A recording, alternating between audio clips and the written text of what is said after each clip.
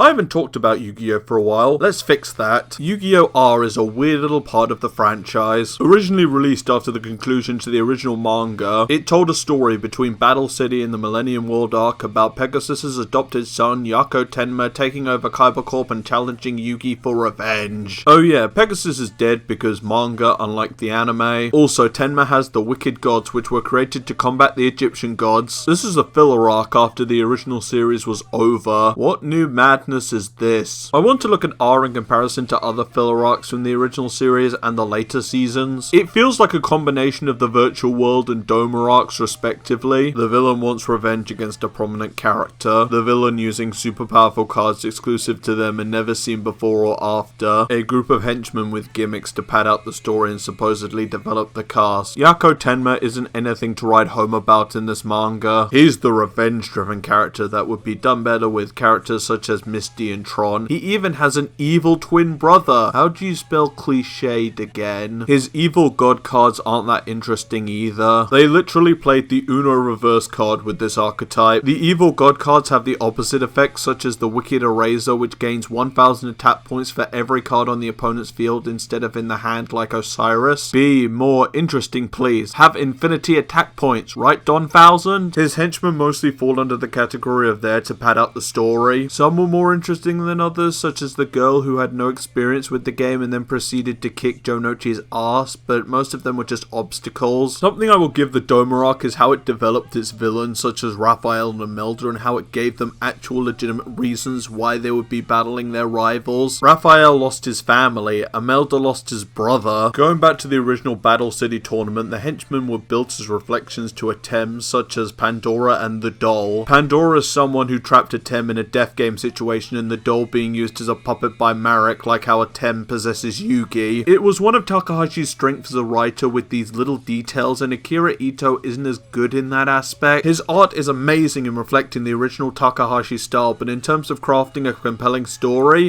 even the sequel series crafted more interesting villains for the most part, such as the Dark Signers and the 7 Barian Emperors. You may be wondering why I'm talking about the villains the most over everything else, and that's because there isn't much else in terms of character development or themes. This manga feels like a bare bones rendition of the other filler arcs from the anime, but without the development for certain characters. The Virtual World arc gave backstory and development for both Seto and Mokuba that hadn't been explored in the manga, while the Doma arc did the same for Atem. He never lost in the manga, and the arc explored that concept in his ego. R is literally, we have to fight the bad guy, because bad guy. You know, it says a lot when the best part of the manga is when Jonochi and Zombie Bandit Keith duel. Keith originally died because manga. Seeing these two who had dueled once before, but Jonochi had grown even stronger to best Keith again. Best duel of the series. Also, Kaiba loses to Tenma, but honestly it felt like a footnote, and with how many times Seto lost in the original series, it makes no difference in the end. As I've said before, filler can be good dependent on how it's used, but to have an entire story just feel like recycled assets from better plots feels like a waste of talent, honestly. And the moral of the story, boys and girls, is that the anime did it better. Bet you thought you wouldn't be hearing that today. If you like this video, please give a like, subscribe, and hit that notification button. More content from yours truly. Also, follow me on Twitter for the link in the description. Cheers for watching. At least Ito went on to co-create the Card Fight Vanguard franchise, so good did come from this manga in the end.